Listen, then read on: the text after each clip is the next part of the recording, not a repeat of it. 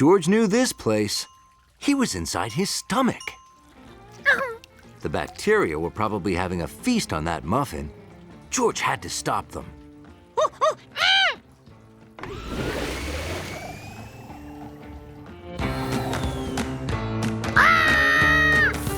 The bacteria were everywhere. It's our favorite thing to eat. Gotta have sugar. Oh, hi! We invited friends. It's a party. Oh, no! If there's food for snacking, we're not packing. Right, girls? We go wherever the goodies hide. The front, the back, the top, the side. And when you're sleeping, we're wide awake. Giving you that old toothache. They had to do something.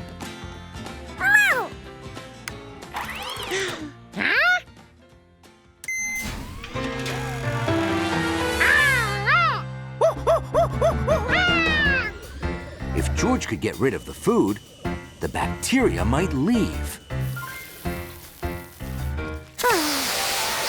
But they didn't leave.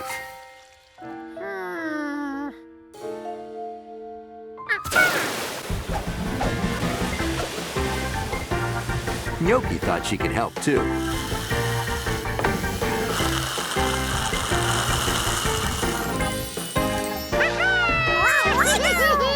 Gotta have sugar, anything sweet.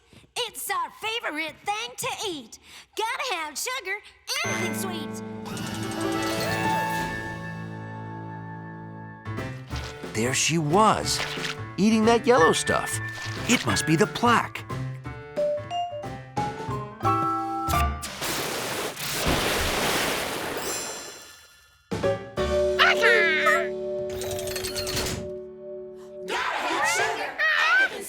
It couldn't be. Where could they be hiding? This was a job for the X-ray machine.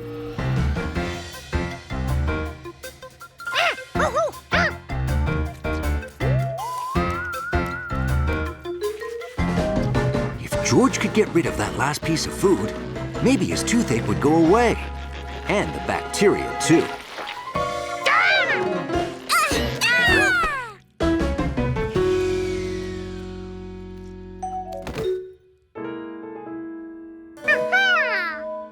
There was one thing left.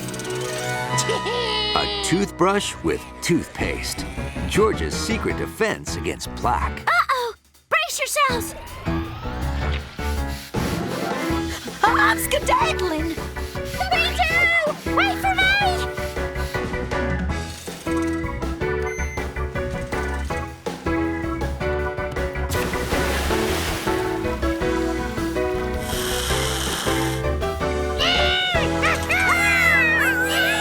George? George? George? Open wide.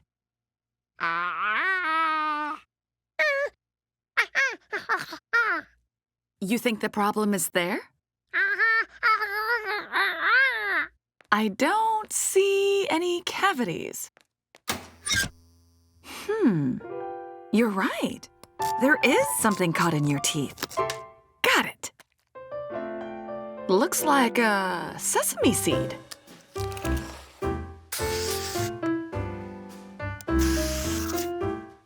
How's that? Then just rinse and we're done. No more toothache. Oh, that's great news, Doctor. Zucchini muffin, anyone? Sure. Yes, please.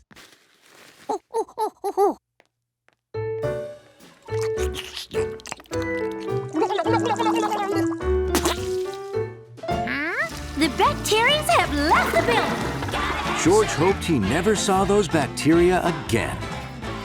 But they sure could carry a tune. George finally got it. Time for the big finish.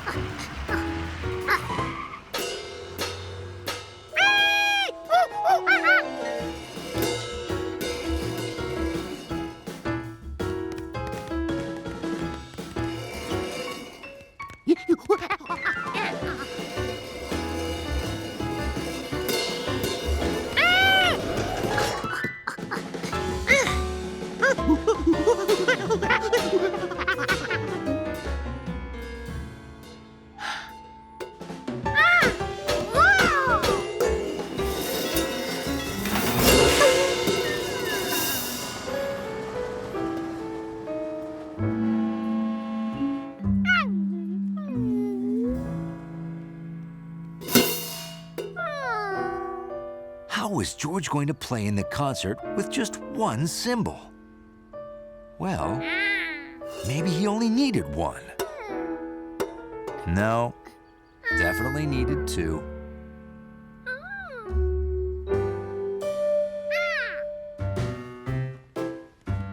Maybe George could find a replacement. Something big and flat, just like his cymbal.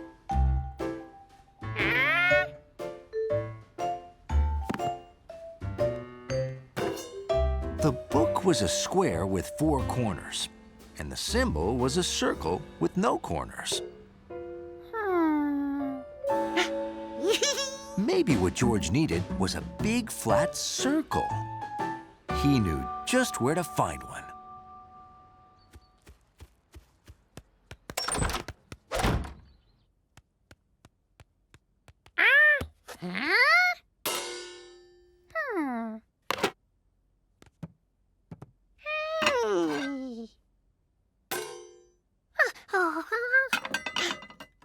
It was looking like George wouldn't be able to play in the pancake breakfast tomorrow after all.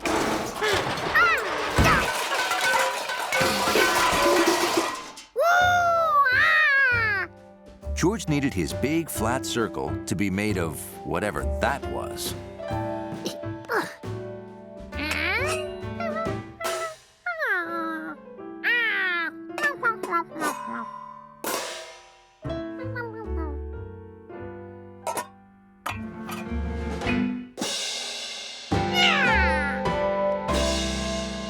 Georgie! What is going on? Oh, I see you replaced one of your cymbals, eh? Oh, you want to borrow it? Of course, but take good care of it, eh?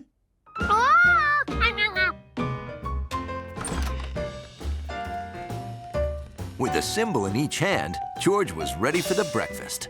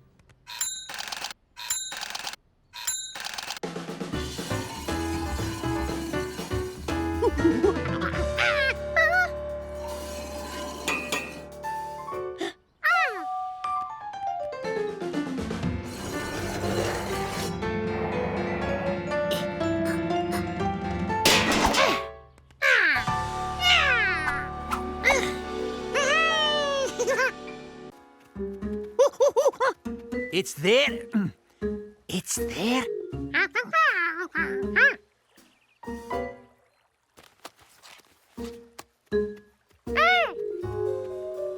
Ready?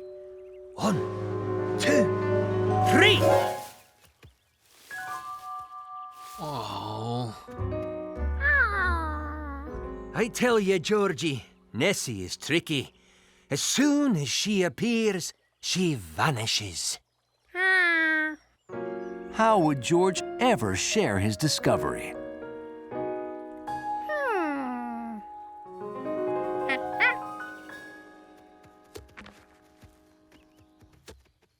We were right here, I believe. Oh, I can go to the back of the line.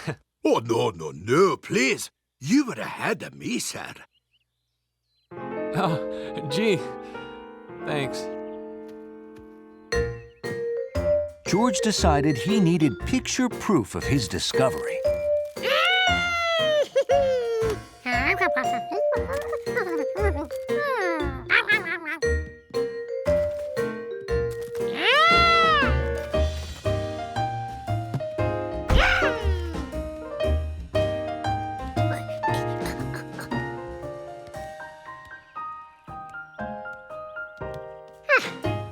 Now, George would wait. And wait. And wait.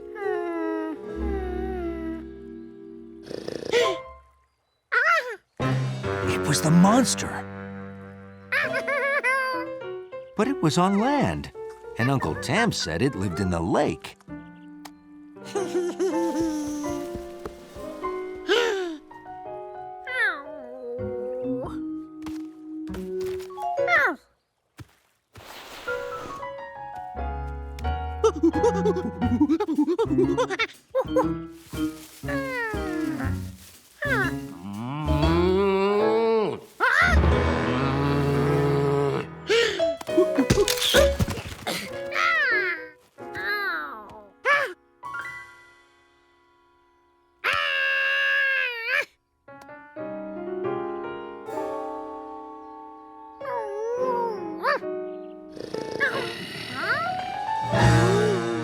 How did the monster get there?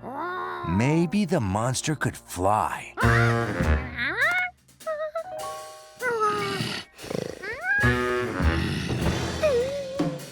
It was another Loch Ness monster. There were two of them.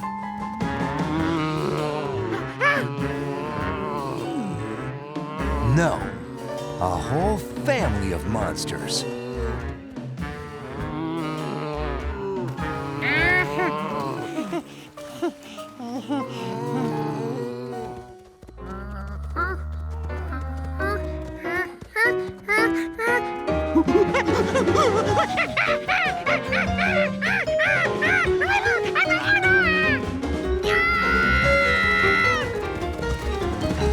Oh, okay. All right, this is it. Don't be nervous, laddie. You can do it. Show these weaklings what we're made of. Right. Okay. Here goes.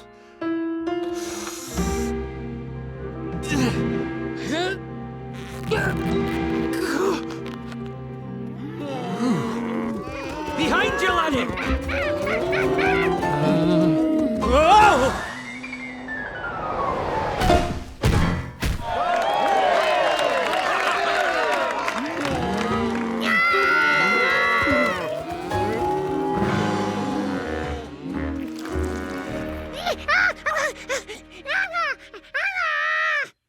Those are nae monsters, George. They're just cows.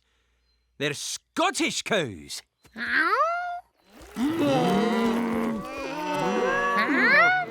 Aye, they may not look like cows you have back home, but just the same, cows they are.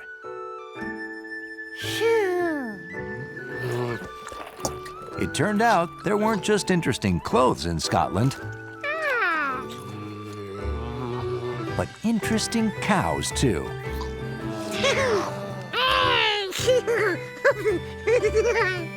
And even though George had not found the monster, he'd made a whole herd of new friends.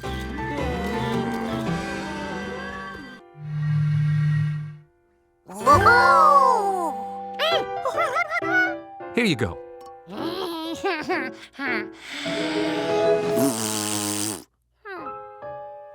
It just takes practice, George. Keep at it, and you'll be hooting in no time.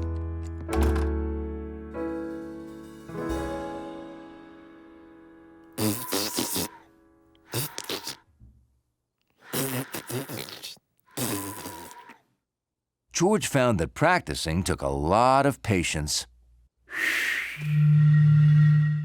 You did it, George. Can I try now?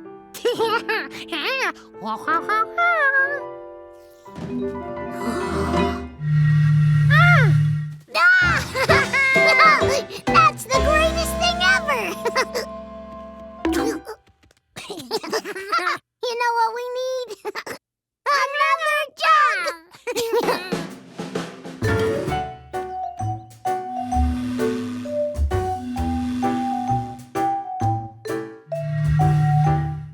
George wondered why the jugs made different sounds.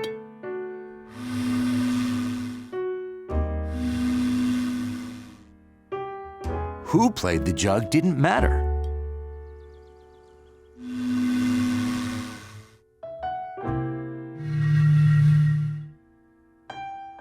Where they played didn't either. Maybe it was the size that changed the sound. George needed more jugs to figure it out.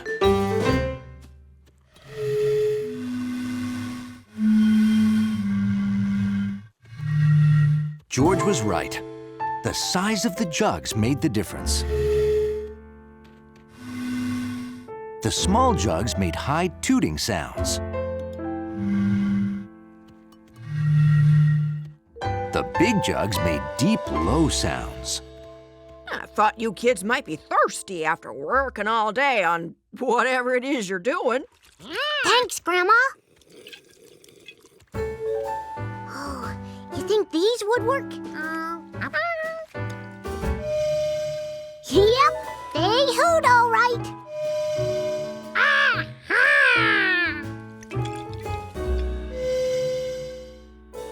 Hang on, it changed. How come it changed?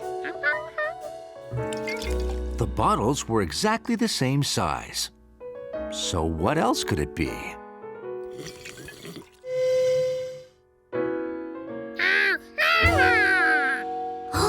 The water.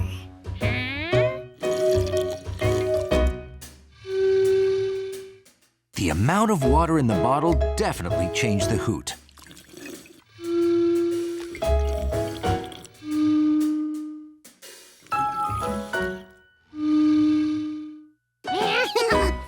And without water, they hooted the same. Yeah, more water.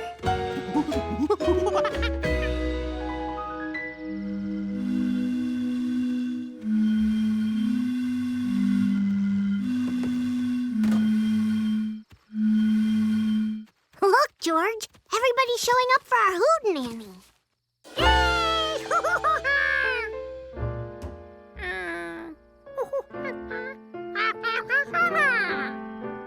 Yeah, they're not here.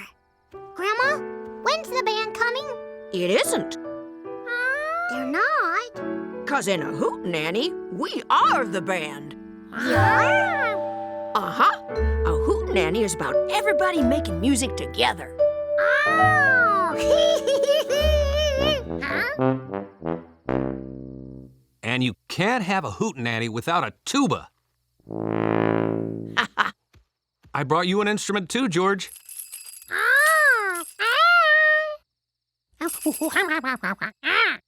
You want to play those instead? I can't wait to hear it.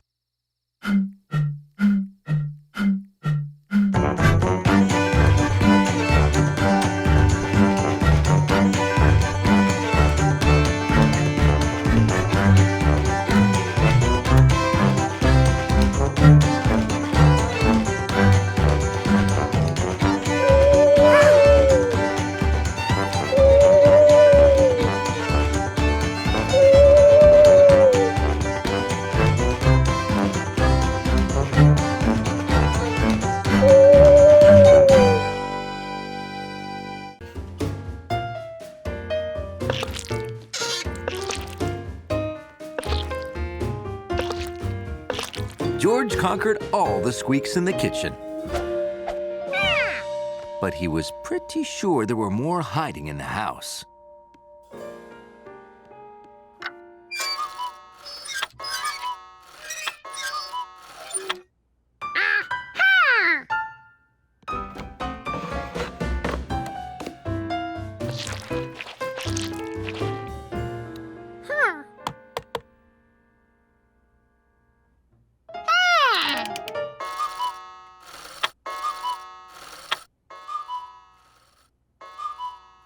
Ugh, 4 o'clock? We're late! Burning bread! Burning bread!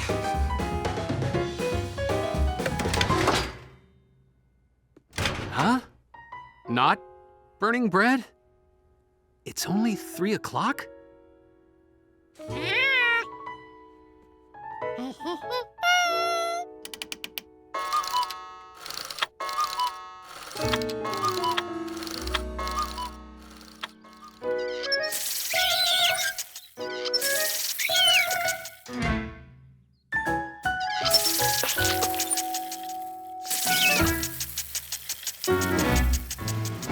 It turned out there were a lot of squeaks in the country, and George was going to find them all.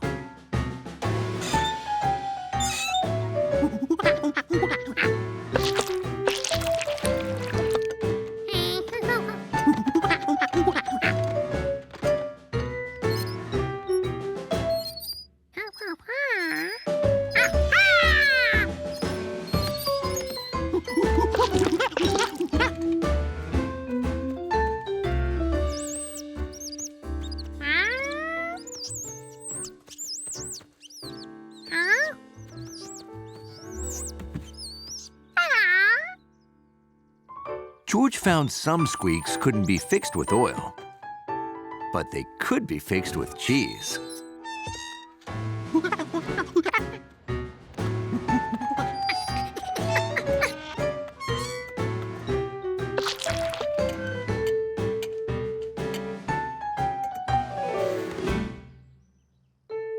Thanks to one little monkey with an oil can, the country was squeakless. 4 o'clock? George was late.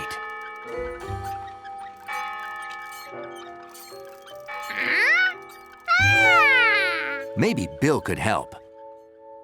Oh, I'd love to give you a ride to the Rinkins, George, but I left my bike out in the rain, and now the gears barely want to move.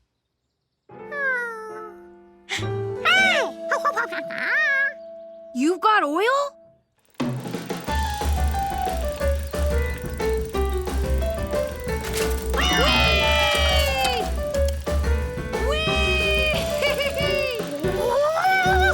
George, there you are. You two are just in time for some banana bread. Come on in. Oh, this must be the top secret banana bread I've been hearing so much about. Can't wait to taste it.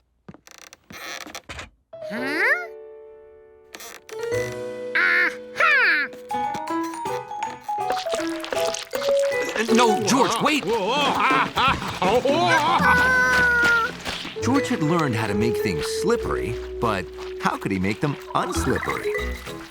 Then he remembered the mixer. Flour made the gears stick. Would it work on shoes? There was only one way to find out.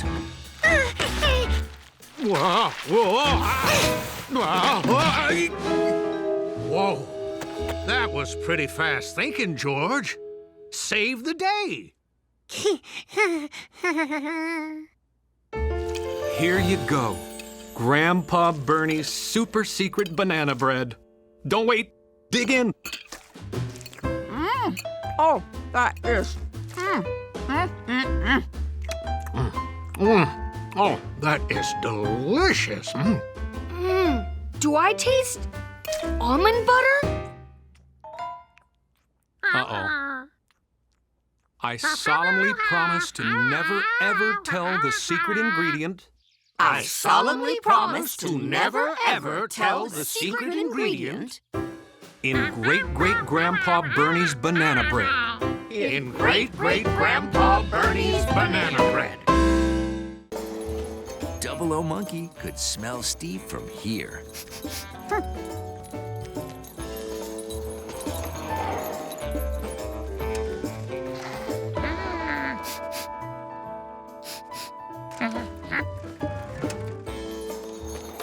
His tracking devices were working like a charm. Oh no, Steve's scent was drowned in a sea of similar smells.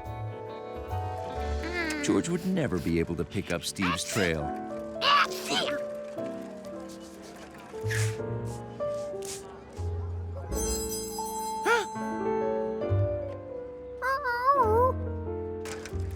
It was clear 3 senses weren't enough to track the slippery Steve.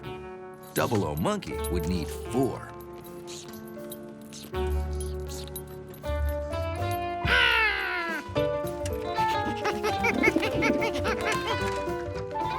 Luckily, he knew someone with a taste for tracking. Or at least a taste for treats. I hope Charky is able to follow the crumbs. Otherwise, I'll be covered in whatever Steve's making me this time. Time was running out for Double O Monkey. The recital was tonight. This had to work.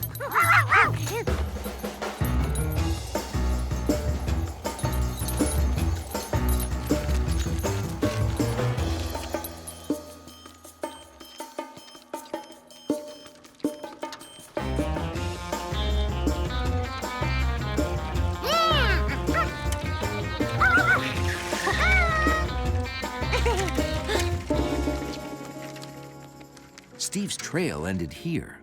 Which room was Steve in? Oh, His tracking device.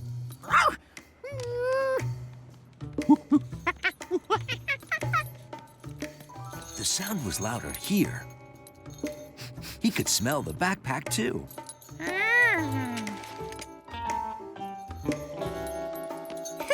Betsy's gonna love this. Betsy was right. Steve was making another surprise for her. Now I just have to find a box. And George had to find out what.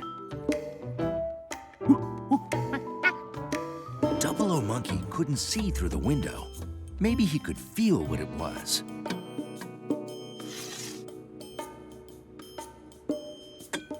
It felt like a jar, and it was wet. Paint? That was a weird good luck gift. Although Betsy did love to paint. Maybe Steve had a whole set of paints for her?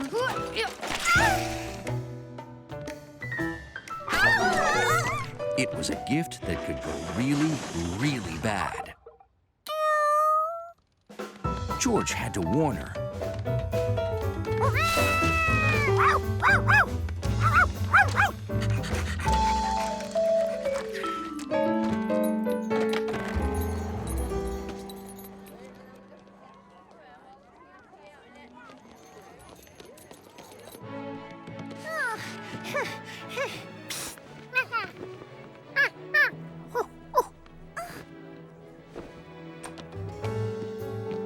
Double O Monkey was too late.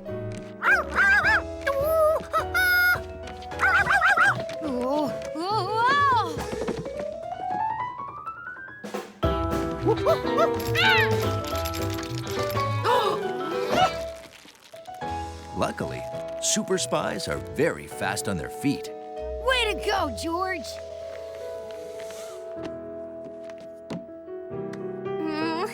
Here we go again.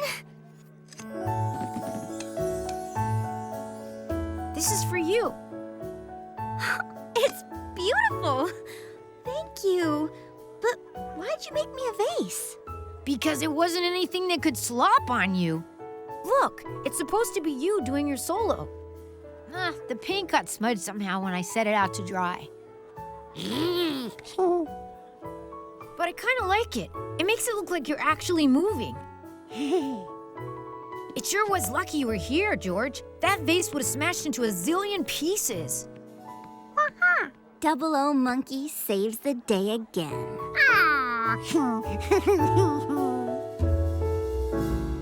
And then he wasn't. Sir, the drive belt snapped. We can't go if the prop don't spin. Yes, sir. Of course. We can use the belt from an automobile. I'll get one. It looked like Duxie couldn't hope to beat that American monkey. There was no chance of winning now. But then... the monkey tightened his rubber band one turn too many. This race wasn't over yet.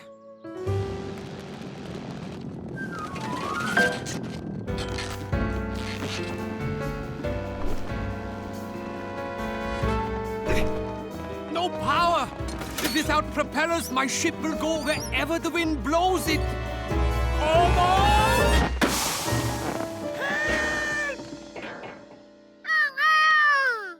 Chuck Monkey had to help, but his plane couldn't fly. Fortunately, Doxy's ship was still on the ground.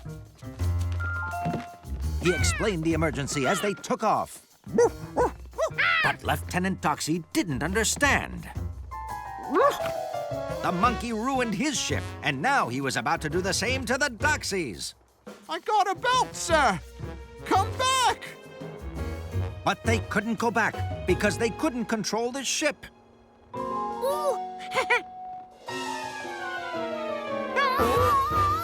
If they didn't get a belt quickly, they too would blow into the Eiffel Tower.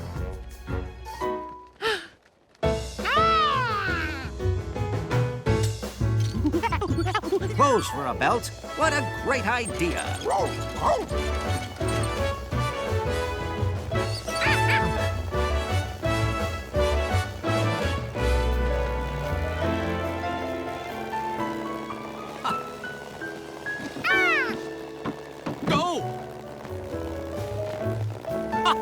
How can I ever thank you? Putting the Baron in an emergency life balloon, the clever flyers used their ship's propellers to create a wind to blow him back to the landing field. They saved the Baron, but they were in last place. Still, no obstacle was too big for Chuck Monkey and Lieutenant Doxy. Maybe together they could win this race.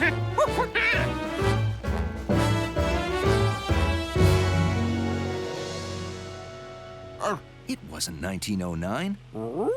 Hundley wasn't in a race, and his balloon was still stuck.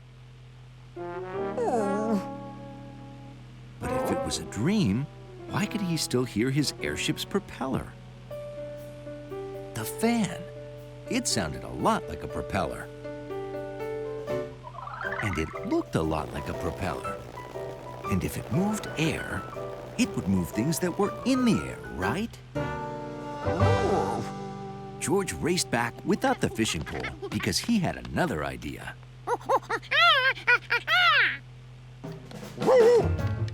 And it was the same idea that Hundley just had. George aimed the fan. Hundley barked orders like a famous aviator. Aiming the wind behind the balloon, George could push it where he wanted it to go.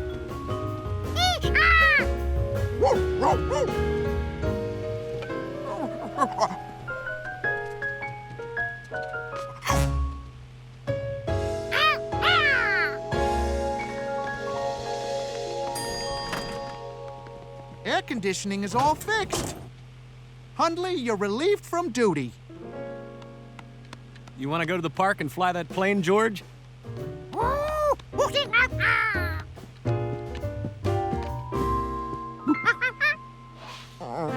Hundley had something else he needed to do. Won't be needing this anymore. You want it on? Okay. Kinda noisy if you want a nap. It was exactly what Hundley wanted to hear.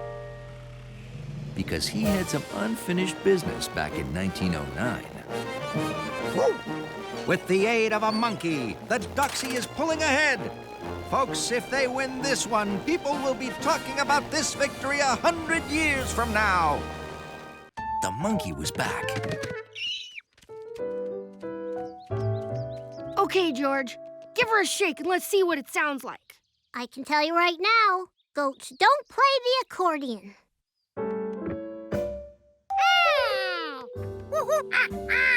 That's another thing goats do. They chew things. especially boxes. Goats do eat an awful lot, but if there were a goat in there, we'd hear it moving around. It moved! I heard it move! Hello, Mr. Goat! Hello!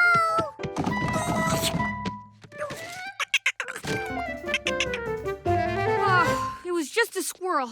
He was probably having a play date with the goat. Go on, George, shake it. Let's see what it sounds like.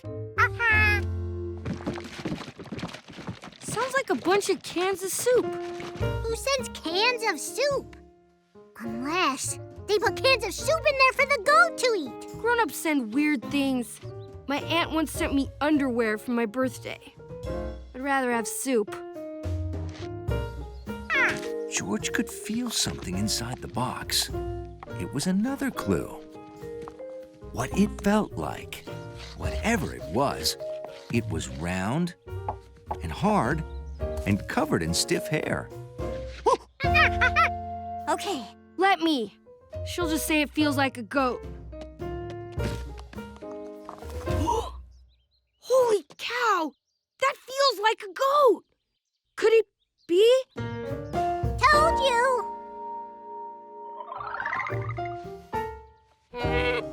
Goats were smelly.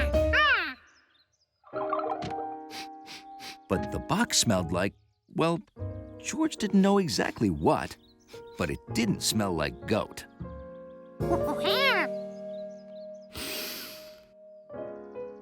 That does not smell like a goat. Maybe it had a bath. Grandma always makes me take a bath before I go on a trip. Could it be a very clean goat? Look! It's a delivery truck! He must be here to pick up the box. George didn't want to say goodbye to the box until he figured out what was inside. Please, don't take it yet. Oh, sorry. I've got my orders. But mister, we still haven't figured out what's inside. Yes, we have. It's a goat. Huh? George, we can't keep it. We don't even know who it's for. It's for you!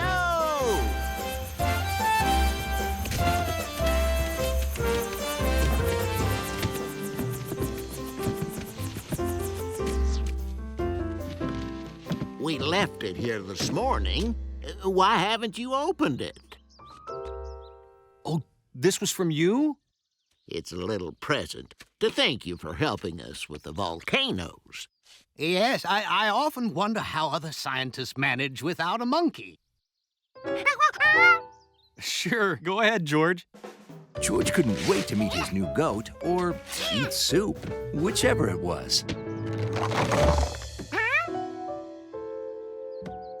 No goat. Do you know what those are, George? George knew furry bowling balls when he saw them. No, George, those are coconuts. So that was coconut water sloshing, not soup. And this isn't goat hair, it's coconut hair. Gee, you flew all this way just to give us coconuts? No, much more. Oh, straws. Lays? Shirts? Hey, neat. Oh, another box to open, George. What is all this? A luau in a box! We'd have stayed when we dropped the box off earlier, but we left our ukuleles in our other lab coats.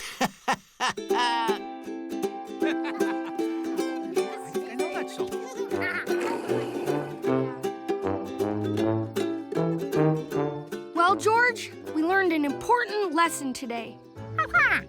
A box can weigh, feel, and sound like a goat, but if it doesn't smell like a goat, it's probably coconuts.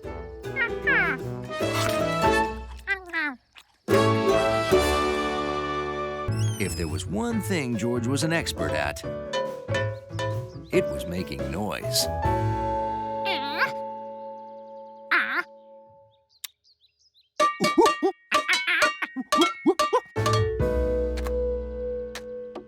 I have to set it on repeat. It'll go all night. George's noise machine was sure to keep the deer away.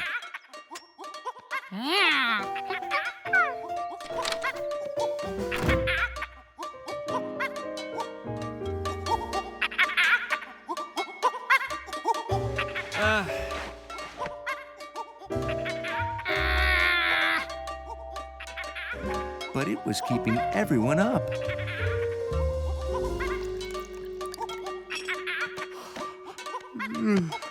Morning, George.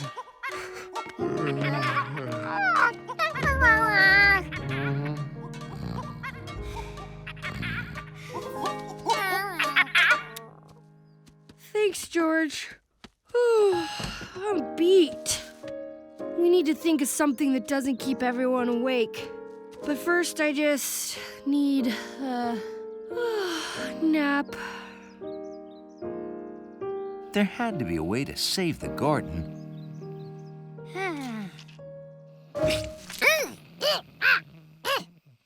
Tree sap. George didn't like the way it made his fur feel sticky.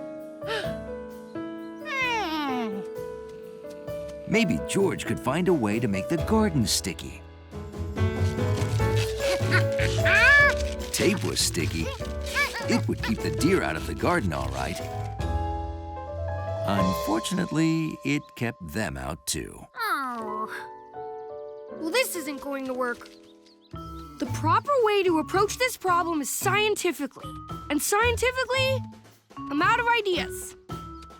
We tried to keep the deer out with a scarecrow they could see, noises they could hear, and sticky tape they could feel what's left.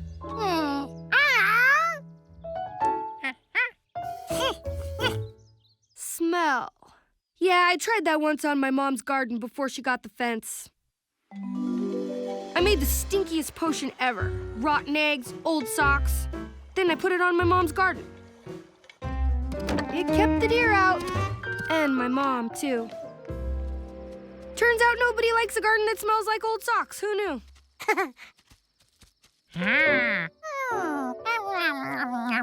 Taste, right. Only deer like the way flowers taste. That's the problem. Allie was coming back in just a few days. And George was worried there wouldn't be any garden left when she got home. But then he remembered something the deer didn't like. Oatmeal. But that didn't make sense. Oatmeal was delicious. It was just oats with a little cinnamon on top. If deer didn't like the taste of cinnamon on oatmeal, maybe they wouldn't like it on flowers either. George made a special flower-protecting formula full of cinnamon. If the deer didn't like the taste of the flowers, maybe they wouldn't eat them. At least, that's what George hoped. The next morning, George and Bill arrived early. There wasn't a single deer in sight. The garden was saved. Not bad for a city kid. The deer had moved on and found food that didn't taste bad to them. And after just a few days,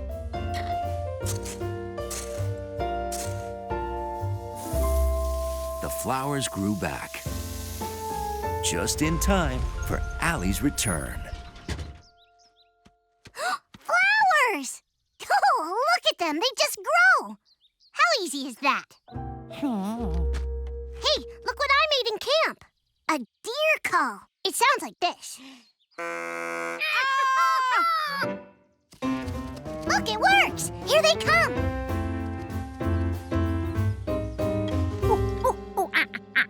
Yeah, I know. My turn.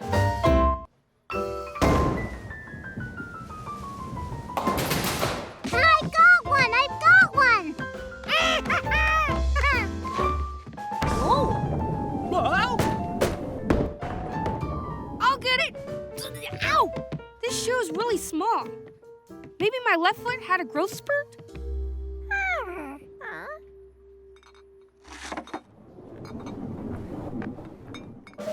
I thought I heard a bowling ball on the snack stand. Maybe it was just thunder. Oh! I found a popcorn! Something was still wrong with the shoes.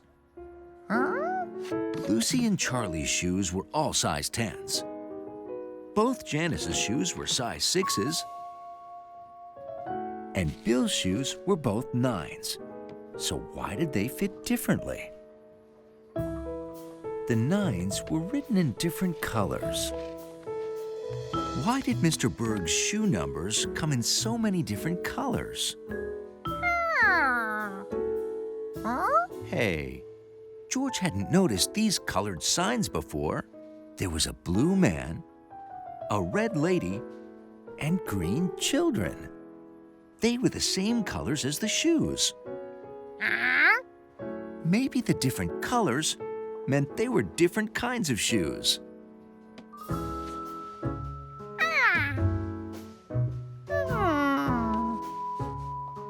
The shoe with the number in green was the smallest. Green numbers must be for children. The shoe with the red number was a little bigger. Red numbers must be for ladies. The shoes with blue numbers were the biggest of all. Blue numbers must be for men. When you matched the numbers and the colors, you got two shoes that were the exact same size.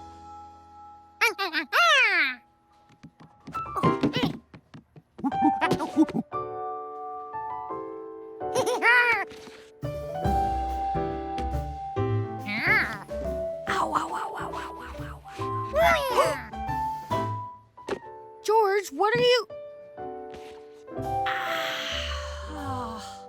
The different colors mean they're different kinds of shoes. How'd you ever figure that out? You're pretty smart for a city kid.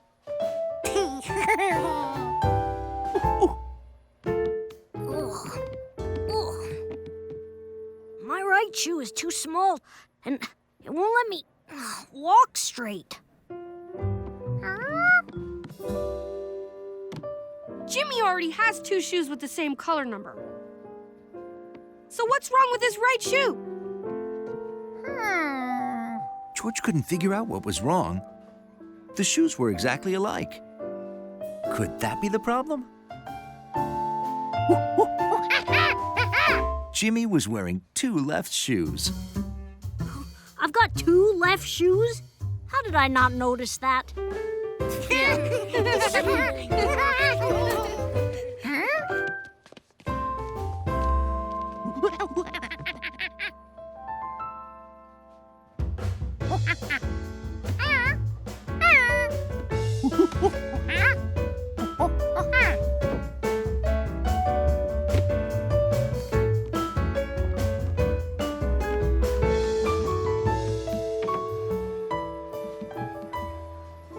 Thanks, George. George had finally sorted the shoes perfectly.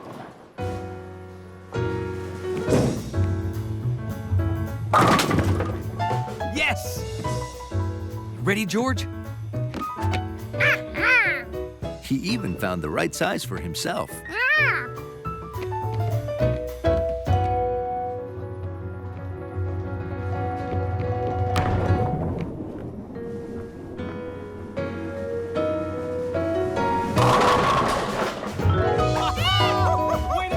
Everyone scored big points.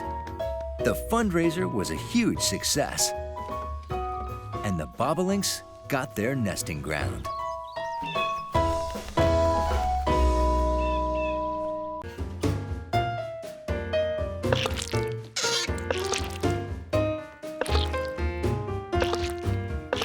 George conquered all the squeaks in the kitchen. But he was pretty sure there were more hiding in the house.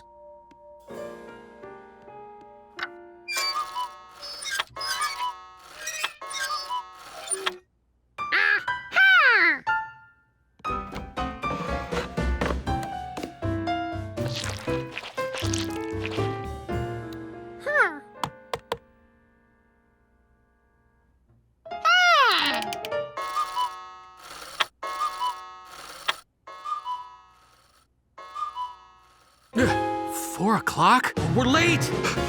Burning bread! Burning bread!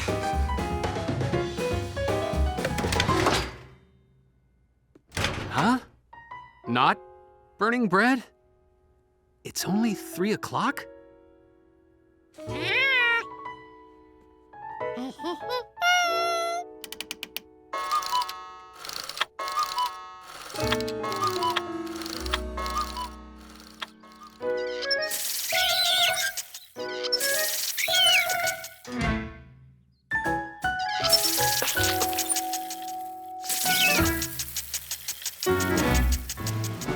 It turned out there were a lot of squeaks in the country, and George was going to find them all.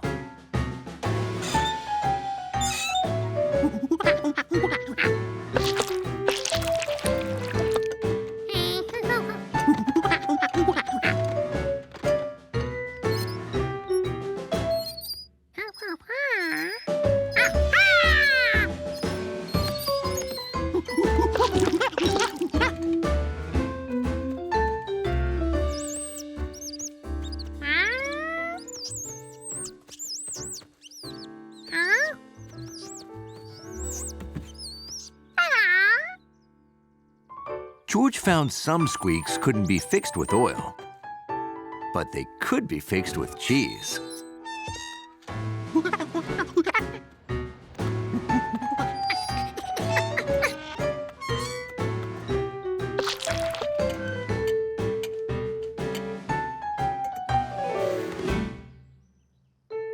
Thanks to one little monkey with an oil can, the country was squeakless. 4 o'clock? George was late.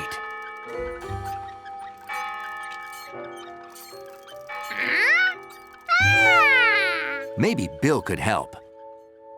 Oh, I'd love to give you a ride to the Rinkins, George, but I left my bike out in the rain, and now the gears barely want to move.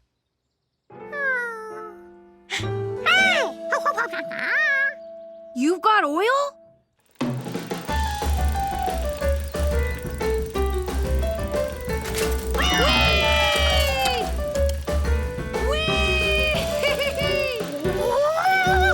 George, there you are. You two are just in time for some banana bread. Come on in.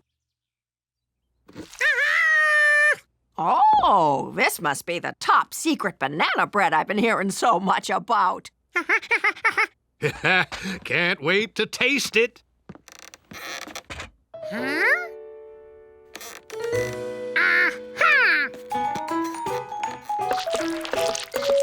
No, George, wait! George had learned how to make things slippery, but how could he make them unslippery? Then he remembered the mixer. Flour made the gear stick. Would it work on shoes? There was only one way to find out.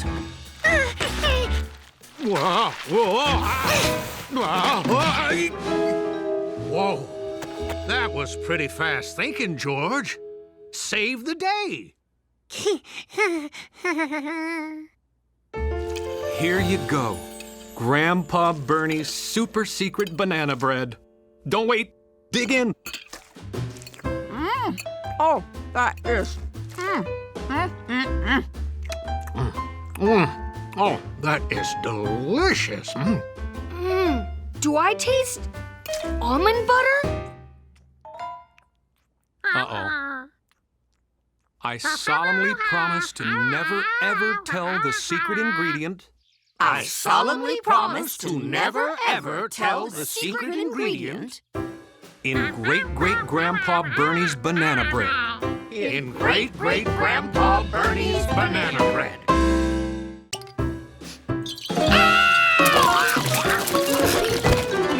Yep, that one was vinegar. Now he needed more vinegar. Did I hear a crash? Oh, why do you smell like salad dressing, George? Luckily, George knew someone who could drive him to the store. Let's see, vinegar. Ha! Vinegar! Making pickles out of all those cucumbers is a great idea, George. Did somebody say pickles? Well, you're in luck. We're celebrating harvest season with an international pickle display. Here's our country. And here's India, Korea, Norway, Ireland, and Mexico.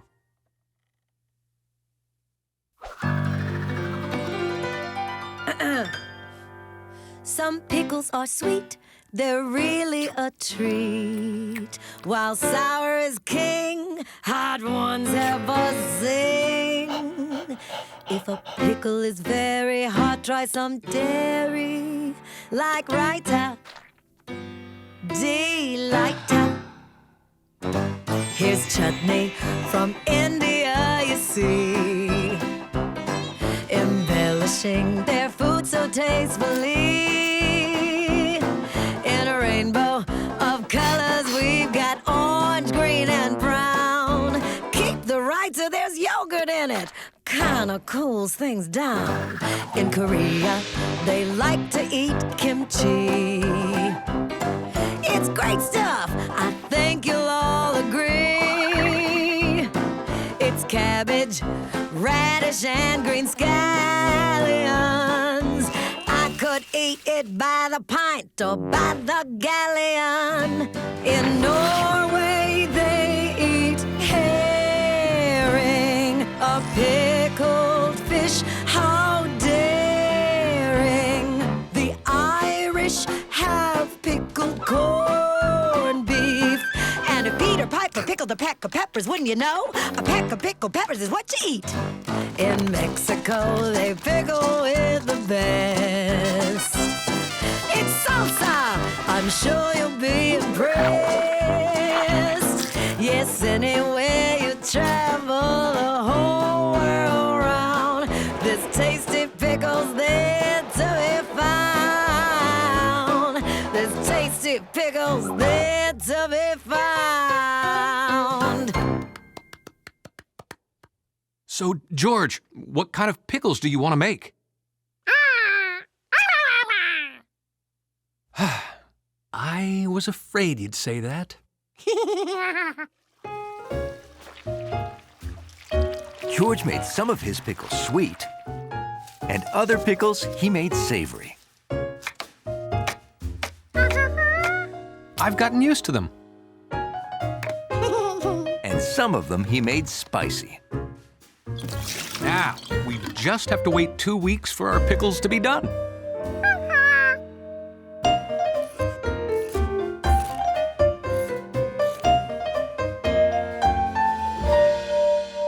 We did it!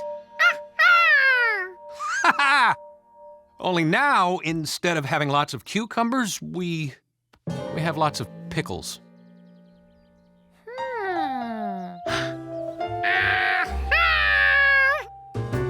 Gee, thanks, George. I love pickles even more than I love cucumbers.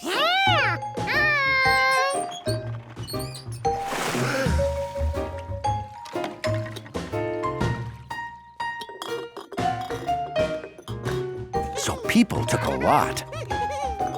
Well, I do have pickles of my own, but I've never had a pickle made by a monkey.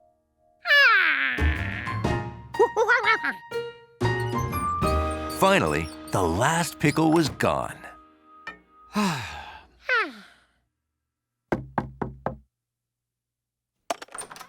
Your pickles were so tasty, I thought maybe you could pickle some of our vegetables, too. How do you feel about pickling eggs? I've got some fish. This is great. Could you pickle this? Thanks, George. Looks like we'll need more vinegar.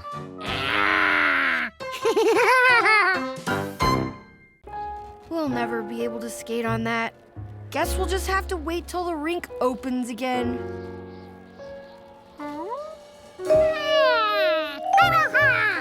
What is it, George?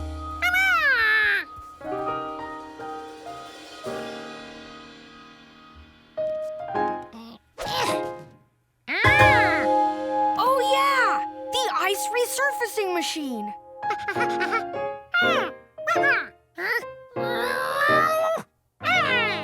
Huh. You think they'd loan it to us?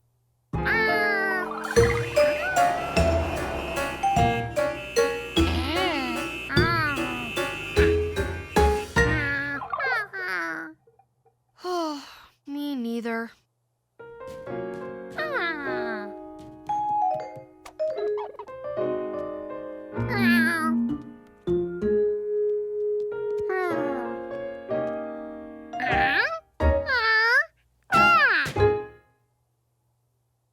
Yeah, maybe we can make one if we figure out how it works.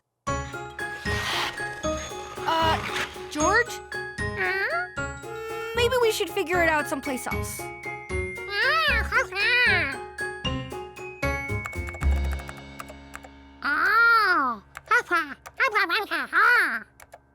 Okay, I see. The machine wets down the surface of the ice with warm water. Then, this big cloth smooths the surface before it freezes. Oh, we better get to work.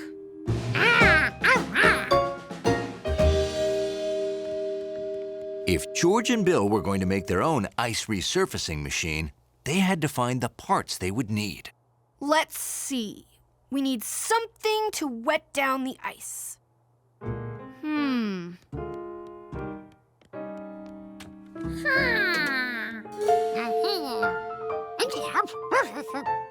I don't know. It's kind of small.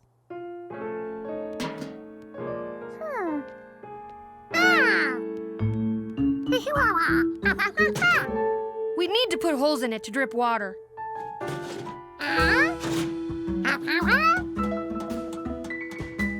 That's great! Then what can we use to smooth out the surface? Perfect! Now, how do we pull the tub and doormat?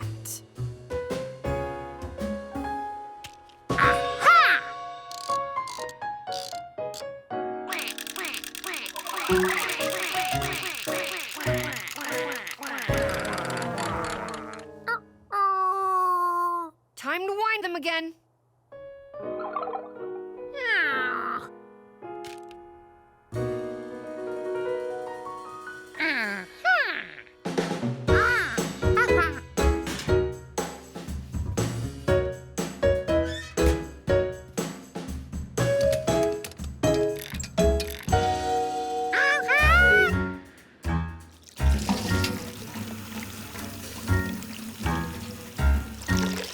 Hit it, George!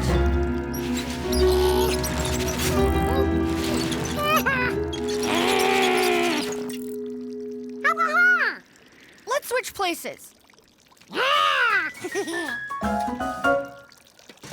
Here we go!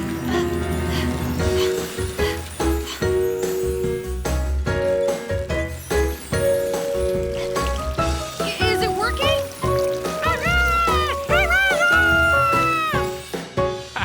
Great going, guys. Before long, the ice was nice and smooth.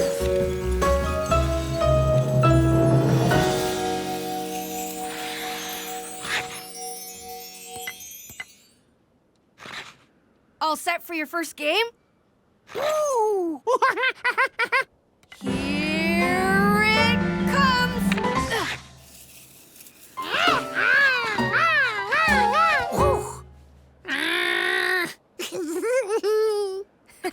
Just have to work on the form a little. Hey, George. Got room for one more? Yeah! Nice one, George! The long way home might be safer. Oh no! Our kite's getting away! But what if the kite got stuck in the gum, too? It's my turn to fly the monkey.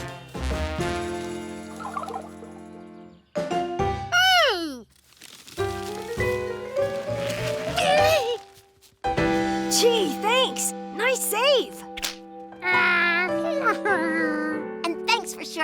tail.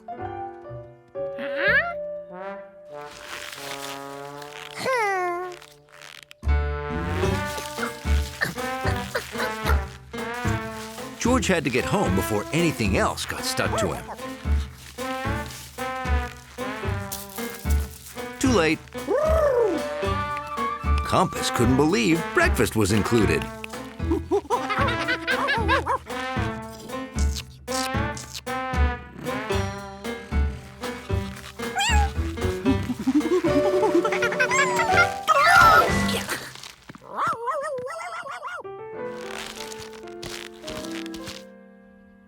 His hands were dirty,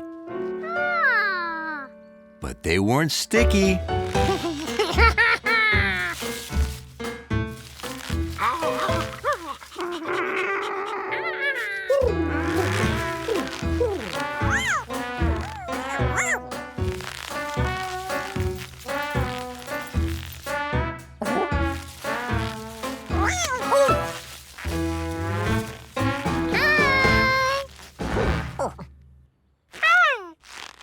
There was no way Hundley was going to let that messy monkey into his lobby.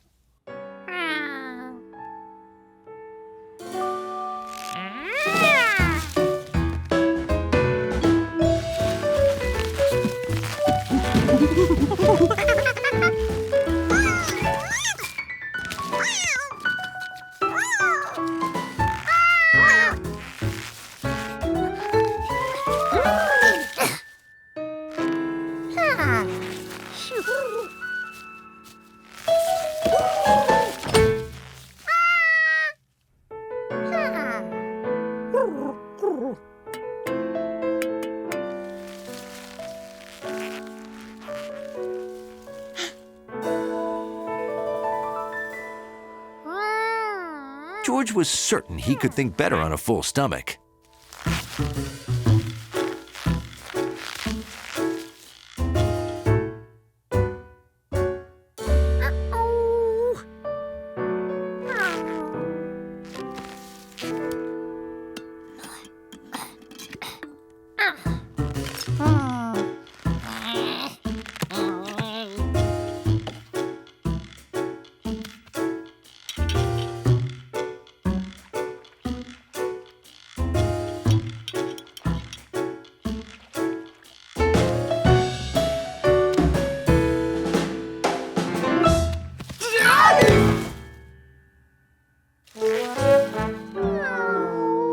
Now George was gummy and peanut buttery.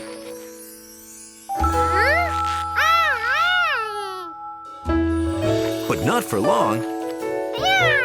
Peanut butter unstuck sticky stuff.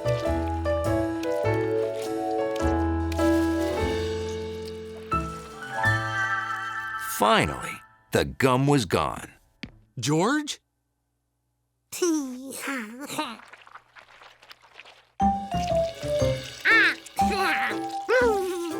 But peanut butter was almost as hard to get rid of as gum.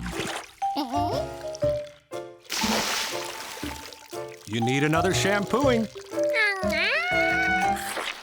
Peanut butter is so oily. It's hard to get out of your fur. But it could have been worse. You could have gotten gum stuck in there. Did you know someone tracked gum outside the building? It got on my shoe. Gum is the worst.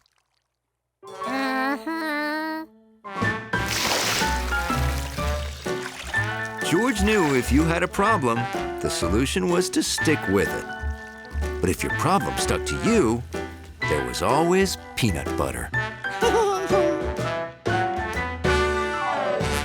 How do we get over the log?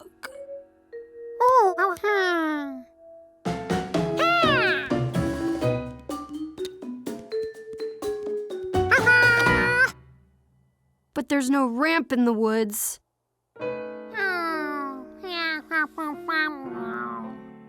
We can bring one. Now how are we going to deal with that thorn bush?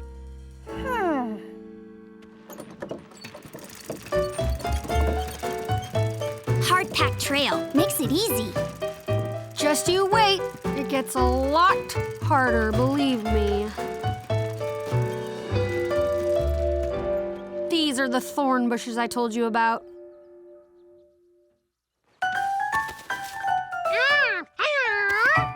Okay, if you really think it'll work.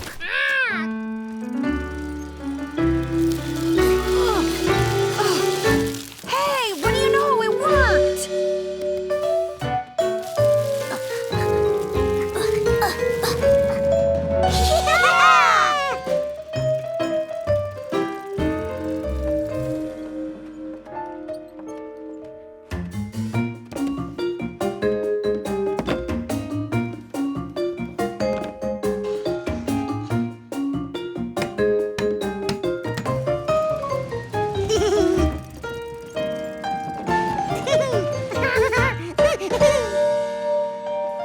Huh. The rain must have created a creek.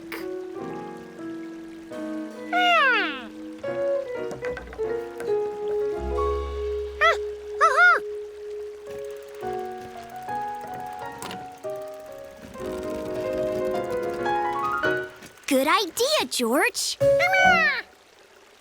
Okay, well, here goes nothing.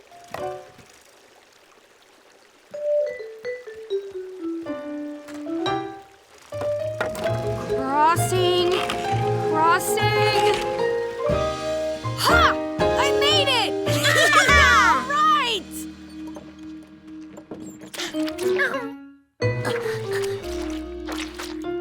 Oh no! Oh, mud. Too sticky for our wheels.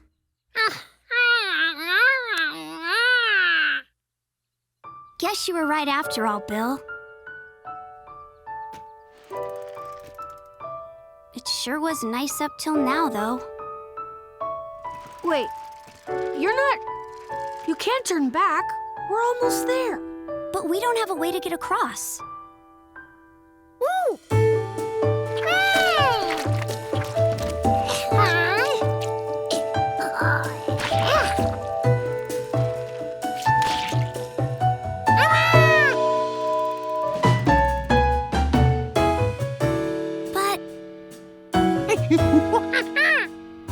Okay. This is working. So let's figure out how to get more boards.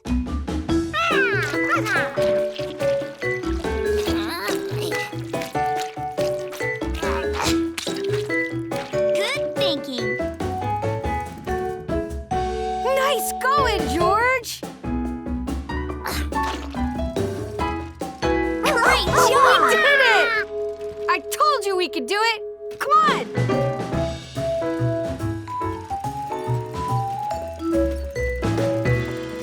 You ready? You bet.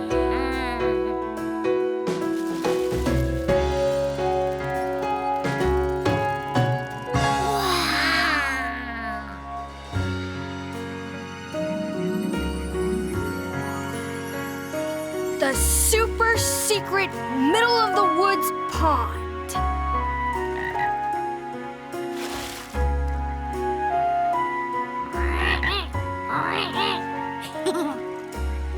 Wow, I must be the only kid who's ever gotten his cast signed by a dog, a city kid, and a frog. Hey, you know what the best part of the super secret middle of the woods pond is? Getting to share it with friends.